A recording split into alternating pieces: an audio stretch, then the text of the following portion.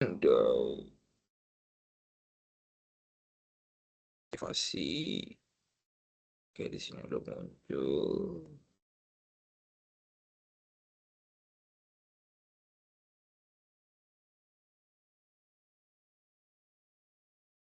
Oke, terakhir nih, terakhir. Oke, fix jangan ada yang ngomong kasar berarti di sini. Oke semuanya, Assalamualaikum warahmatullahi wabarakatuh. Kami dari kelompok 6 akan menjelaskan tentang motivasi. Kebetulan kami ingin sekaligus memenuhi tugas mata kuliah kecakapan antarpersonal. Nah, kami ke bagian materi motivasi. Nah, kami akan menjelaskan sebenarnya motivasi itu apa, tujuannya apa, terus ciri-cirinya seperti apa, dan sebenarnya jenis-jenisnya ada apa aja sih dari motivasi. Nah, langsung saja simak penjelasan yang akan kami jelaskan dan kami paparkan secara rinci. Oke, di sini saya nggak sendiri, saya bersama teman saya, yaitu ada Nadia Latifah Riyadi, kemudian ada Aji Bangkit Prasetyo, dan saya sendiri Sultan Farel Aditya Rahman. Oke, langsung saja tanpa berlama-lama, saya akan jelasin dulu nih sebenarnya apa sih itu motivasi. Oke, jadi secara etimologis, motivasi itu berasal dari kata motif yang berarti alasan atau dorongan. Nah, dalam konteks psikologi dan perilaku manusia, motivasi diartikan sebagai suatu proses motivasi diartikan sebagai suatu proses psikologis yang membangkitkan, mengarahkan, dan mempertahankan perilaku seseorang untuk mencapai tujuan tertentu. Nah, terus motivasi itu menjadi kekuatan internal atau eksternal yang membuat seseorang melakukan tindakan tertentu dengan tujuan yang diinginkan, baik untuk memenuhi kebutuhan dasar maupun mencapai pencapaian yang lebih tinggi gitu. Jadi teman-teman. Nah, di sini juga ada jenis-jenis motivasi. Motivasi yang pertama itu motivasi intrinsik. Nah, jadi motivasi intrinsik itu adalah dorongan yang berasal dari dalam diri individu tanpa dipengaruhi oleh hadiah atau tekanan dari luar. Jadi, seseorang termotivasi itu karena merasakan kepuasan pribadi, nah, kesenangan, atau makna dari aktivitas itu sendiri. Intinya, motivasi intrinsik itu berasal dari dalam individu seseorang gitu. Nah, di sini ada pula ciri-cirinya. Yang pertama, ciri-cirinya itu timbul dari rasa ingin tahu, minat, ataupun passion dari diri mereka. Terus yang kedua, ciri-cirinya itu tidak membutuhkan imbalan eksternal, karena pure dari diri sendiri gitu. Makanya nggak ada berharap dari imbalan dari luar. Terus ciri-ciri yang ketiga, itu umumnya menghasilkan kepuasan batin yang mendalam. Contohnya seperti apa sih? Nih contohnya, seseorang belajar musik karena ia mencintai musik, bukan karena ingin terkenal. Jadi, orang ini belajar musik tuh karena dia suka. Suka ini dari mana? Dari diri dia sendiri. Karena apa? Karena dia cinta sama musik. Jadi bukan karena dia pengen dilihat sama orang gitu. Jadi bener-bener pure dari diri dia karena dia suka musik gitu. Nah, contoh yang kedua nih. Mahasiswa yang rajin membaca buku karena tertarik dengan ilmunya, bukan semata untuk nilai gitu. Jadi si mahasiswa ini tuh rajin baca buku. Rajinnya itu karena apa? Bukan pengen dilihat orang, tapi karena apa? Karena ya dia emang tertarik sama ilmunya gitu. Makanya dia baca buku gitu. Nah, di sini juga ada kelebihan dan kekurangan dari motivasi intrinsik. Kelebihan yang pertama, itu lebih tahan lama karena berasal dari hati sendiri. Itu. Terus yang kedua, meningkatkan kreativitas dan keterlibatan. Oke, setelah kelebihan tadi ada pula kekurangannya nih. Kekurangannya itu tidak semua orang mudah menemukan motivasi dari dalam diri. Jadi agak sedikit jarang gitu. Terus yang kedua, sulit dikontrol oleh pihak luar. Kenapa sulit? Ya karena ya tadi motivasi ini muncul dari dalam diri si orang itu gitu. Makanya sangat sulit buat dikontrol sama pihak luar gitu. Nah, terus motivasi yang kedua itu ada motivasi ekstrinsik. Nah, motivasi ekstrinsik ini adalah dorongan yang berasal dari faktor-faktor di luar individu, seperti hadiah, hukuman, tekanan sosial, atau pengakuan. Nah, ini berbanding kebalik sama yang tadi. Kalau tadi itu intrinsik benar-benar dari dalam si individunya. Nah, kalau misalkan ekstrinsik itu berasal dari faktor-faktor yang di luar dan ada di luar kendali si orang tersebut gitu. Intinya ini faktor-faktor dari luar. Ciri-cirinya apa sih? Nah, ciri-cirinya itu dipengaruhi oleh imbalan atau konsekuensi dari luar. Terus, ciri-ciri yang kedua, itu nggak selalu berkaitan dengan minat terhadap aktivitas itu sendiri. Nah, ciri-ciri yang ketiga, umumnya itu berorientasi pada hasil, bukan proses. Jadi, ini tuh kayak ngeliat hasilnya doang, bukan ngelihat ke si prosesnya gitu. Contohnya apa? Nih, contohnya itu karyawan bekerja keras karena ingin mendapatkan bonus. Nah, kita lihat si karyawan ini kerja keras tuh bukan karena keinginan pribadi dia, tapi ada faktor dari luar yang mempengaruhi dia bekerja keras. Itu apa? Karena ada bonus. Dia ngejar bonus, makanya dia kerja keras gitu. Nah, terus contoh yang kedua, siswa belajar giat karena takut dimarahi orang tua jika nilainya jelek. Nah, ini juga sama. Si siswa ini belajar giat bukan pure dari dia, tapi dia takut dimarahin sama orang tuanya. Makanya dia giat belajar gitu, biar gak dimarahin gitu. Nah, contoh yang ketiga, atlet atlet berlatih keras karena ingin memenangkan medali atau hadiah. Ini juga sama. Si atlet tuh nggak semata-mata latihan, banting tenaga segala macam. Kalau nggak ada tujuan yang pengen dia capai. Nah, di sini ada tujuannya. Dia pengen menangin medali atau hadiah. Nah, ini merupakan faktor dari luar yang memicu motivasi dia gitu.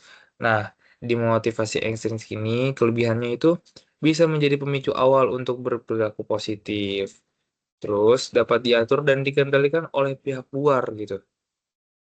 Nah, terus juga ada juga kekurangannya. Kekurangannya itu umumnya nggak bertahan lama jika tidak ada lagi imbalan. Nah, makanya kenapa nggak tahan lama? Jadi ini kan faktor dari luar, kenapa dia bisa bermotivasi. Nah, kalau faktor dari luarnya itu udah nggak ada, motivasi dia juga jadi padam, jadi hilang. Gitu, makanya ini nggak kuat lama. Nah, terus kekurangan yang kedua itu bisa mengurangi motivasi intrinsik jika terlalu bergantung pada hadiah.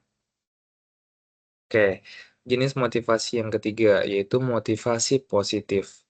Nah, motivasi positif ini muncul karena adanya harapan akan penghargaan, kesuksesan, atau pengalaman yang menyenangkan.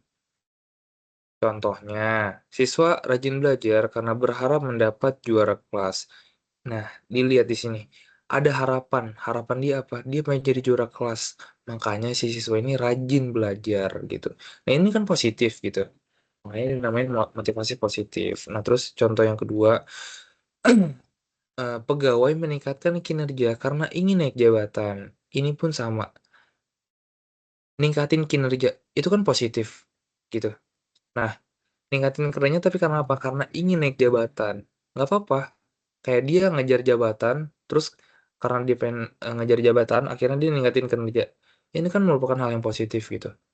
Oke, setelah motivasi positif, di sini ada juga motivasi negatif. Motivasi negatif itu timbul karena adanya rasa takut terhadap hukuman, kegagalan, atau pengalaman buruk. Contohnya, mahasiswa belajar karena takut tidak lulus. Ini sebenarnya kayak negatif gitu jatuhnya. Karena si mahasiswa ini belajar. Belajarnya itu tapi karena takut gak lulus. Makanya dia belajar gitu. Terus contoh kedua, pegawai bekerja tepat waktu karena takut mendapat teguran. Nah, oke, setelah motivasi negatif, kita lanjut jenis motivasi yang kelima, yaitu motivasi primer. Motivasi primer itu berasal dari kebutuhan biologis atau dasar, seperti makan, tidur, dan bertahan hidup. Contohnya, orang bekerja untuk membeli makanan dan tempat tinggal. Lihat tuh, demi tempat tinggal dan makanan, dia harus bekerja. Nah, ini yang nguatin motivasi dia untuk terus bekerja. Karena apa? Karena kalau misalkan dia nggak makan, dia nggak bisa hidup. Kalau nggak ada tempat tinggal, ya dia mau di mana gitu. Makanya mau nggak mau, motivasi ini bakal muncul di dia, gitu. Terus, contoh motivasinya yang kedua, yang primer ini, itu kayak minum air karena merasa haus, gitu. Ini kan kebutuhan juga. Oke, lanjut motivasi yang keenam. Itu motivasi sekunder. Motivasi yang berkembang karena pengaruh lingkungan, budaya, atau pembelajaran sosial. Contohnya, motivasi untuk mendapatkan status sosial, kekuasaan, dan pengakuan.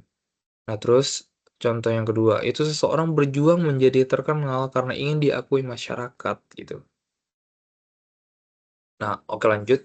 Motivasi yang ketujuh, itu jenisnya berdasarkan waktu.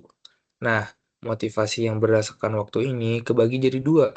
Itu ada yang jangka pendek dan jangka panjang. Kalau yang jangka pendek, itu motivasi yang muncul untuk mencapai tujuan dalam waktu singkat. Contohnya apa? Contohnya itu belajar semalam untuk ujian besok. Ini tuh kayak ya jatuhnya seperti SKS, sistem kebut semalam. Dia bisa belajar, motivasi dia muncul. Karena apa? Karena pengaruh dari deadline waktu. Karena besok dia ujian dan udah nggak ada waktu lagi. Makanya dia rajin belajar. Nah, ini pengaruhnya karena apa? Karena waktu, gitu. Terus motivasi yang jangka panjang itu motivasi yang berkaitan dengan tujuan besar dan membutuhkan proses panjang. Kalau tadi kan kayak SKS masih bisa, nah kalau misalkan ini nggak bisa nih kalau dalam semalam, ini butuh proses yang panjang. Contohnya apa? Kayak seseorang menabung selama bertahun-tahun untuk membeli rumah. Oke, lihat, di sini dia pengen beli rumah. Nah, gimana cara dia pengen beli rumah? Caranya itu dengan nabung.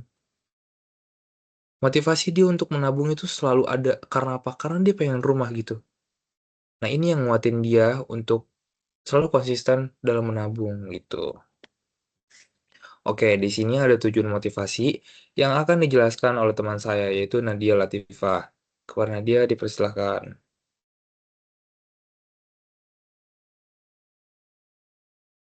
Baik, selanjutnya akan menjelaskan tujuan dari motivasi. Tujuan dari motivasi pertama itu mendorong seseorang untuk berfungsi sebagai picu awal bagi seseorang untuk melakukan sesuatu tanpa motivasi dan memiliki dorongan indah. Contoh, seorang pelajar mulai belajar karena termotivasi ingin masuk universitas impian. Jadi seorang itu motivasi karena ingin bertindak. Kemudian yang kedua ada gerakan dan mengarahkan perilaku. Masih menggunakan energi dan perhatian individu ke aktivitas yang relevan dengan tujuan yang ingin dicapai. Contohnya, seorang atlet termotivasi untuk pola makan dan latihan demi memenangkan kejuaraan. Slide selanjutnya. Tujuan motivasi yang ketiga, meningkatkan produktivitas dan kinerja. Motivasi yang tepat dapat meningkatkan kuantitas dan kualitas kerja, baik pekerjaan maupun kehidupan pribadi. Contohnya, karyawan motivasi dengan bonus dan pengakuan kerja lebih efisien. Jadi karyawan itu dimotivasi dengan bonus dan pengakuan kerjanya gitu. Jadi pekerjaannya lebih efisien. Yang keempat, mendorong konsistensi dan ketentuan. Motivasi membuat seseorang tidak mudah menyerah dan tetap meski menghadapi hambatan atau kegagalan. Contohnya, mahasiswa tetap menyelesaikan skripsi meski mengalami revisi berkali-kali karena motivasi ingin lulus tepat waktu. Jadi mahasiswa tersebut itu termotivasi ingin cepat lulus, eh, lulus tepat waktu. Makanya walaupun direvisi berkali-kali, dia tetap menyelesaikan skripsinya. Kemudian yang kelima di slide berikutnya, membentuk dan mempertahankan perilaku positif. Motivasi peran dalam mempertahankan baik dan menjaga individu tetap pada jalur positif. Contoh, Anak yang sering dipuji karena kejujurannya akan terdorong untuk terus bersikap jujur. Jadi, karena mendapatkan afirmasi yang positif, anak tersebut, akan terus-menerus jujur karena termotivasi ingin jujur. Kemudian yang keenam, mendorong kreativitas dan inovasi. Motivasi yang berasal dari dalam diri atau intrinsik sangat efektif dalam mendorong individu untuk berpikir kreatif, menyelesaikan masalah, dan menciptakan hal baru. Contohnya, seorang peneliti yang terdorong oleh rasa ingin tahu akan terus mengeksplorasi ide-ide dan inovasinya. Kemudian tujuan yang ketujuh di slide berikutnya, meningkatkan rasa percaya diri dan kepuasan diri. Motivasi membantu individu meraih pencapaian yang dapat gilirannya meningkatkan harga diri, rasa puas, dan kebanggaan pribadi. Contohnya, seorang yang berhasil diet merasa lebih percaya diri karena berhasil mengatasi tantangannya. Jadi seorang yang diet tadi merasa percaya diri dan lebih puas karena berhasil melewati tantangan-tantangan ketika proses dietnya. Kemudian yang kedelapan, tumbuh loyalitas dan komitmen. Dalam organisasi, motivasi yang diberikan secara tepat bisa meningkatkan loyalitas dan komitmen karyawan terhadap perusahaan. Contohnya, karyawan yang merasa dihargai dan diakui cenderung lebih setia dan tidak mudah pindah kerja. Kemudian di slide berikutnya, yang kesembilan, membantu mencapai tujuan hidup atau organisasi. Motivasi membuat individu atau kelompok fokus berorientasi pada pencapaian tujuan. Contohnya, sebuah tim proyek yang termotivasi akan lebih cepat menyelesaikan pekerjaan dengan hasil yang optimal. Kemudian, yang ke-10, mengembangkan potensi dan kompetensi. Motivasi mendorong individu untuk belajar, berkembang, dan terus memperbaiki diri, sehingga potensi maksimalnya bisa tercapai. Contohnya, seorang guru yang terinspirasi ingin menjadi pendidik terbaik akan terus membangun keterampilannya. Berikutnya, di slide berikutnya, fungsi utama motivasi. Yang pertama, fungsi utama dari motivasi sebagai pendorong atau energizer. Motivasi berfungsi sebagai sumber energi atau daya pendorong yang memicu munculnya suatu perilaku. Ini adalah alasan dibalik inisiasi tindakan. Yang pertama sebagai penggerak tindakan. Motivasi menimbulkan niat dan dorongan untuk bertindak, mengubah potensi energi menjadi tindakan nyata. Misalnya, rasa lapar. Itu adalah motivasi fisiologis, mendorong seseorang untuk mencari makanan. Kemudian pembangkit gairah. Motivasi menghasilkan gairah, minat, dan antusiasme dalam melakukan suatu aktivitas, membuat seseorang ingin terlibat secara aktif. Di slide berikutnya,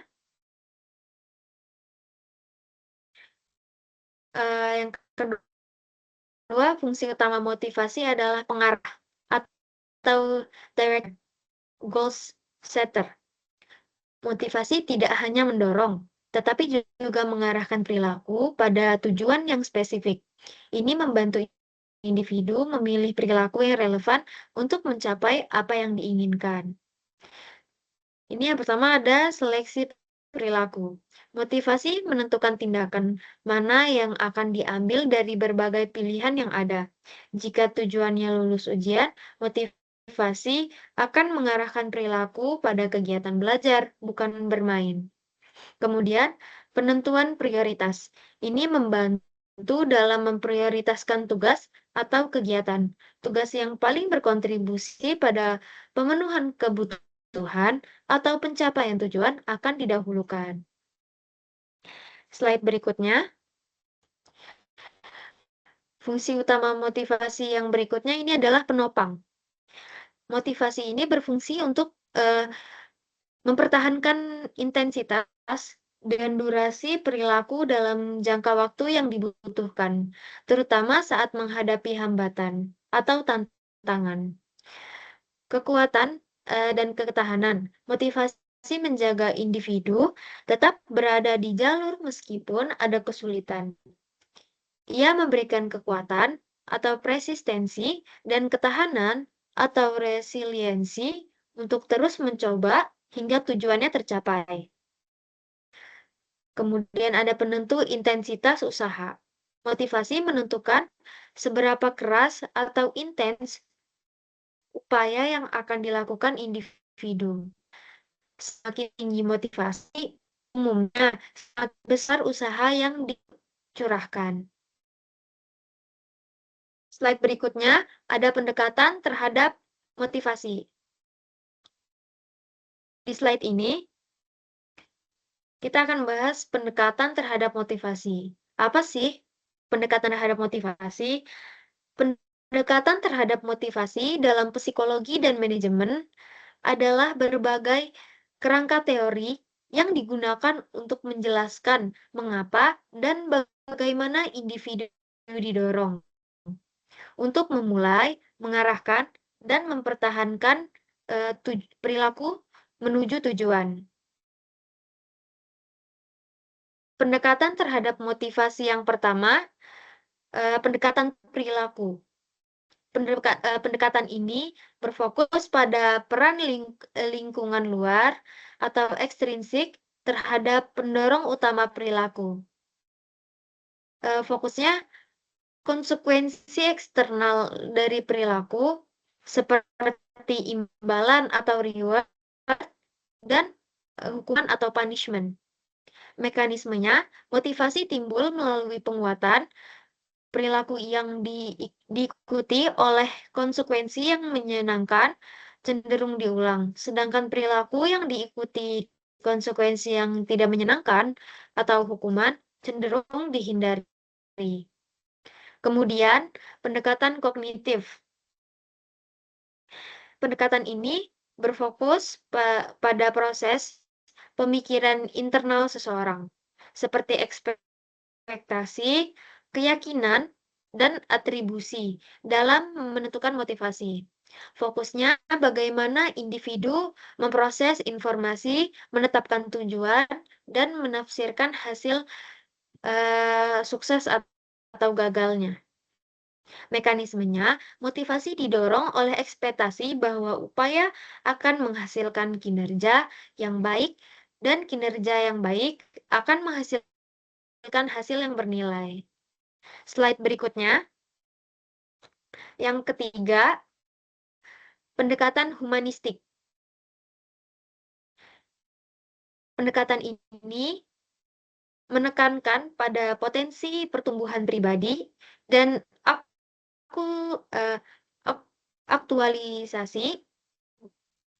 aktualisasi diri sebagai motivasi utama yang sifatnya intrinsik atau dari dalam diri. Fokusnya kebutuhan psikologis dasar untuk tumbuh otonomi dan rasa kompetensi. Mekanismenya, individu didorong untuk oleh kebutuhan bawaan untuk mencapai potensi penuh mereka dan membuat pilihan hidup yang berarti. Yang keempat, pendekatan yang keempat, pendekatan psikodinamik atau naluri. Pendekatan ini yang berakar pada teori psikoanalisis Sigmund Freud menekankan bahwa motivasi utama berasal dari kekuatan dan dorongan tidak sadar yang bersifat biologis atau naluriah.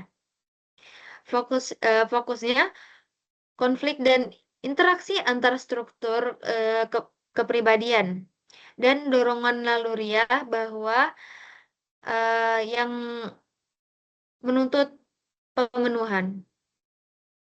Mekanismenya, individu dimotivasi oleh kebutuhan untuk mengurangi ketenangan yang dihasilkan dari dorongan naluri yang menuntut pemuasan segera. Perilaku yang didasari adalah upaya untuk menyalurkan dorongan tak sadar secara adaptif. Masuk ke teori motivasi akan dijelaskan oleh rekan saya, Aji Bangkit. Ya, di sini ada teori motivasi. Yang pertama ada teori isi. Teori ini berfokus pada kebutuhan internal yang mendorong perilaku manusia. Di dalam teori isi ini ada beberapa teori. Yang pertama ada teori hierarki. Teori hierarki mengemukakan bahwa manusia dimotivasi oleh 5 tingkatan kebutuhan yang harus dipenuhi secara hierarkis.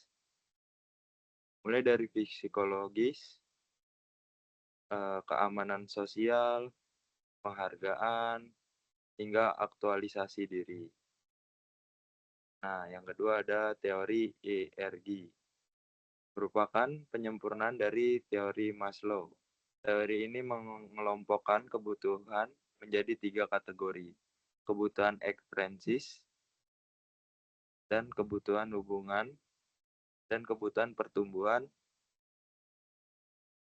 Yang ketiga ada teori 2 faktor, membedakan antara faktor higienis yang mencegah ketidakpuasan seperti gaji, lingkungan kerja, dan faktor motivator yang mendorong kepuasan dan motivasi seperti pengakuan dan tanggung jawab. Yang keempat ada teori kebutuhan berprestasi. Fokus pada 3 kebutuhan yang memotivasi individu. Kebutuhan akan menghadapi tantangan, kebutuhan akan kekuasaan, contohnya mengontrol orang lain, dan kebutuhan akan afiliasi, hubungan sosial. Slide berikutnya. 2 nih. Nah, di sini ada teori proses. Teori ini menjelaskan bagaimana kebutuhan diterjemahkan jadi perilaku. Di dalam teori proses ada beberapa teori. Yang pertama, teori penetapan tujuan. Nyatakan bahwa tujuan yang spesifik dan menantang dengan disertai umpan balik dan komitmen dapat meningkatkan motivasi dan kinerja. Yang kedua, ada teori keadilan, mengemukakan bahwa individu termotivasi untuk menjaga keseimbangan antara usaha yang diberikan dengan imbalan yang diterima. Ketidakadilan dalam imbalan dapat mengurangi motivasi. Yang ketiga, ada teori harapan, menjelaskan bahwa individu termotivasi ketika mereka percaya bahwa usaha mereka akan menghasilkan kinerja yang baik. Kinerja yang baik akan mendapat imbalan, dan imbalan itu berharga bagi mereka.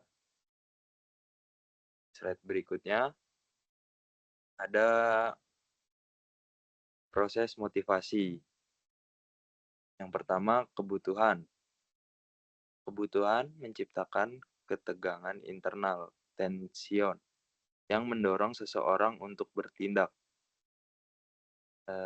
Yang pertama ada tahapan awal munculnya motivasi.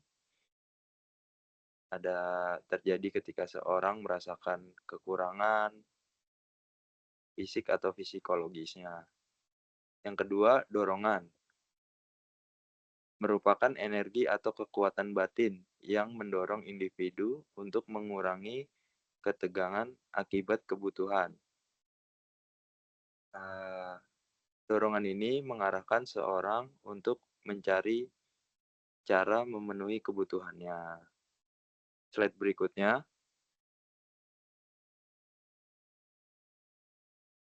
Yang ketiga, perilaku. Individu memulai melakukan tindakan nyata untuk memenuhi kebutuhan tersebut. Pada tahapan ini, motivasi diubah menjadi aktivitas atau usaha. Contohnya, seseorang belajar keras untuk mendapat nilai tinggi. Contoh kedua, karyawan bekerja lembur agar mendapat promosi. Yang keempat, ada tujuan. Tahap ketika individu berhasil mencapai tujuan yang diinginkan. Pemenuhan kebutuhan mengurangi atau menghilangkan ketegangan yang ada. Contoh, setelah makan, rasa lapar hilang. Yang kedua ada setelah diakui prestasinya, merasa puas dan termotivasi kembali. Slide berikutnya. Yang kelima ada umpan balik, feedback. Individu mengevaluasi diri dari perilaku yang dilakukan. Jika puas, motivasi bisa menurun. Sementara karena kebutuhan terpenuhi. Jika belum puas, proses motivasi dimulai dari awal. Contohnya, jika promosi tidak didapat, individu mungkin meningkatkan usaha atau mencari cara lain. Studi kasus dari kelompok ini ada studi kasus penerapan motivasi dalam kecakapan antar personal.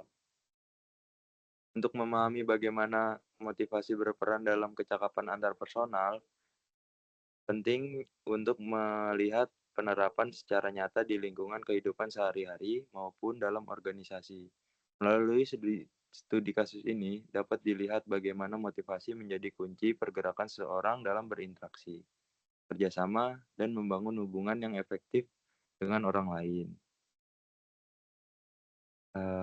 Latar belakang dari studi kasus ini, PT Nusantara Digital Solusi merupakan perusahaan yang bergerak di bidang layanan teknologi informasi dan komunikasi.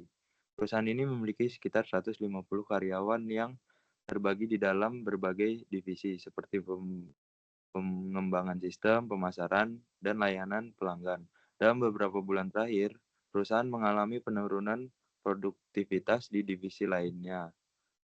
Berdasarkan hasil observasi dan wawancara internal ditemukan bahwa sebagian besar karyawan merasa kurang termotivasi untuk bekerja secara maksimal. Nah, di sini ada kondisi tersebut terlihat dari beberapa indikator berikut. Tingkat keterlambatan dan absensi meningkat. Karyawan sering menunda pekerjaan. Komunikasi antar anggota tim menjadi kaku dan tidak harmonis. Pelayanan terhadap pelanggan menurun sehingga banyak komplain yang masuk. Manajemen menyadari bahwa persoalan utama bukan terletak pada kompetisi teknis, melainkan pada menurunnya motivasi dan melemahnya kecakapan antar personal, antar karyawan. Slide berikutnya. Yang B, analisis permasalahan. Dari hasil evaluasi, ditemukan bahwa penyebab utama menurunnya motivasi karyawan antara lain, kekurangan penghargaan terhadap kinerja individu.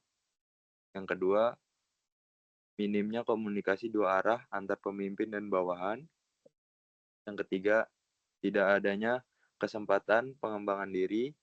Yang keempat, lingkungan kerja yang kurang suportif.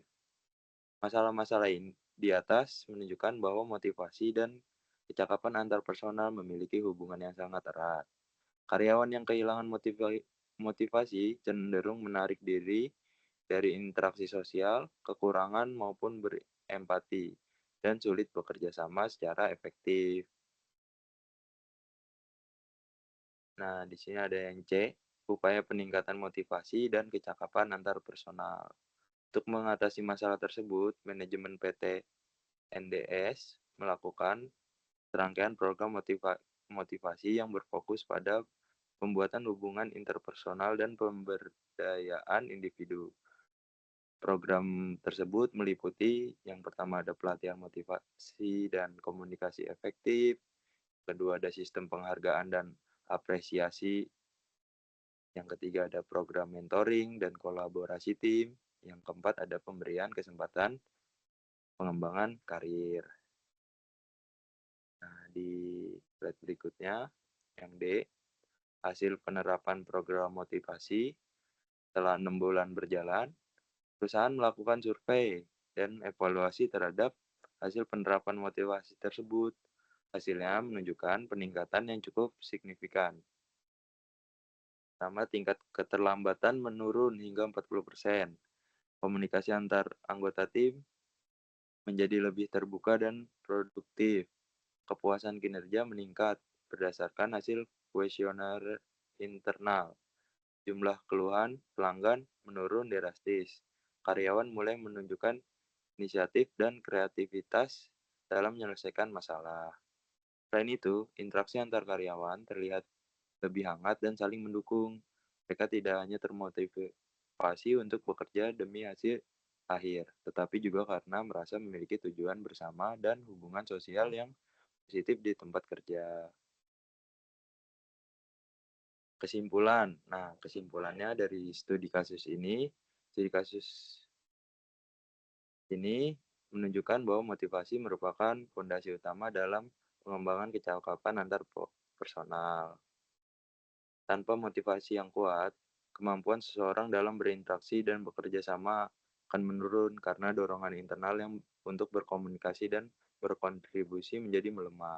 Penerapan strategi motivasi yang tepat seperti pemberian penghargaan, pelatihan interpersonal, dan kesempatan pengembangan diri terbukti dapat membangun hubungan kinerja yang harmonis. Dengan demikian, dapat disimpulkan bahwa motivasi dan kecakapan antar personal merupakan dua aspek yang saling terkait erat. Motivasi menjadi tenaga penggerak perilaku sosial seseorang, sedangkan kecakapan antar personal menjadi wadah untuk menyalurkan motivasi tersebut dalam bentuk tindakan positif dan produktif. Kesimpulannya, motivasi merupakan dorongan internal maupun eksternal yang menggerakkan seseorang untuk bertindak, mengarahkan perilaku, serta mempertahankan usaha dalam mencapai tujuan tertentu. Dalam kehidupan sehari-hari, motivasi berperan penting sebagai pendorong utama tercapainya kinerja, produktivitas, dan pengembangan diri. Terdapat berbagai jenis motivasi seperti motivasi intrinsik, ekstrinsik, positif, negatif, primer, dan sekunder, yang masing-masing memenuhi cara seseorang berperilaku. Motivasi juga memiliki fungsi utama sebagai pendorong tindakan, pengarah perilaku, serta penopang ketekunan agar individu tetap konsisten dan mencapai tujuan. Berdasarkan berbagai pendapat, seperti perilaku kognitif, humanistik, dan psikodinamik, motivasi dapat dipahami sebagai hasil interaksi antar kebutuhan internal dan faktor lingkungan. Melalui studi kasus PT Nuansa Digital Solusi, terlihat bahwa motivasi yang dikelola dengan baik maupun meningkatkan kinerja komunikasi serta hubungan antar karyawan secara keseluruhan. Motivasi menjadi fondasi penting dalam membangun semangat, kreativitas, kerja sama, dan pencapaian baik pada individu maupun organisasi. Yang terakhir, ada saran pertama bagi individu, temukan sumber motivasi intrinsik dengan mengenali nilai minat dan tujuan hidup pribadi. Tetapkan tujuan yang realistis dan tekun untuk menjaga arah dan semangat. Kembangkan kebiasaan refleksi diri agar dapat memahami faktor yang menurunkan motivasi dan cara mengatasinya. Yang kedua, bagi organisasi atau tempat kerja, ciptakan lingkungan kerja yang suportif dan komunikatif agar karyawan merasa dihargai. Terapkan sistem penghargaan yang adil dan transparan bukan hanya dalam bentuk materi tetapi juga perlakuan moral dan kesempatan berkembang.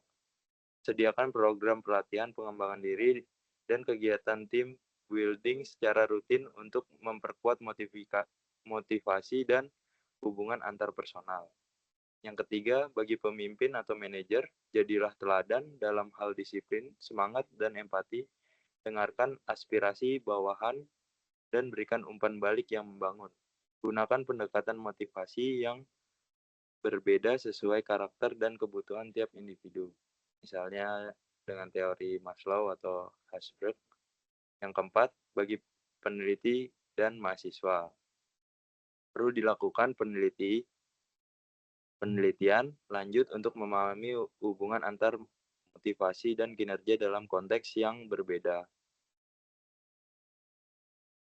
Mahasiswa diharapkan tidak hanya memahami teori motivasi, tetapi juga mampu menerapkan dalam kehidupan akademik dan sosial sehari-hari.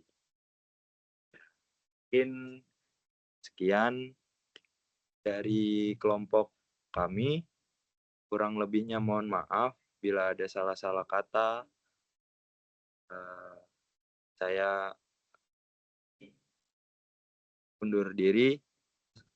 Assalamualaikum warahmatullahi wabarakatuh.